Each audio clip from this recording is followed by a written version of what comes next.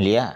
எடப்பாடியை வீழ்த்துறதுக்கு நான் எந்த எல்லைக்கும் போவேன், என்னுடைய 2 கண்கள் போனாலும் பரவாயில்லை என்று தயாராக திரு தினகரன் காத்திருக்கிறார். அவர் ஒரு கட்சியை வச்சுருக்காரு. அவருக்கு சவுத்து சைடில் ஓரளவுக்கு செல்வாக்கு இருக்கிறது என்பதும் தெரியும். அப்போது ஏன் இதை டிஸ்கவுண்ட் பண்ணணும், ஏன் டிஸ்கரேஜ் பண்ணணும்? இதனால் என்ன காஸ்ட்டு, என்ன பெனிஃபிட்ன்றதெல்லாம் அவங்க பின்னாடி ஒர்க் அவுட் பண்ணுவாங்க.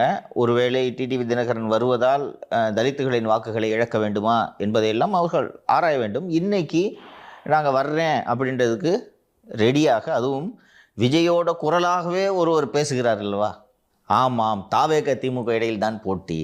அவர் பிக்சரில் இல்லை எடப்பாடி, உண்மையான போட்டி தாவேக திமுக இடையில் தான் அப்படின்னு. என்ன நம்ம கட்சிக்காரரான்னு பார்த்தா இல்லைங்க, அவர் அமமுகன்னு ஒரு கட்சி வச்சுருக்காங்க. அதே மாதிரி தூக்கு அந்த தங்கத்தை தூக்குவா என்று பேசுகிறார்கள். இது இயல்பு. ஸோ இப்படித்தான் போகும் இல்லையா? எடப்பாடியை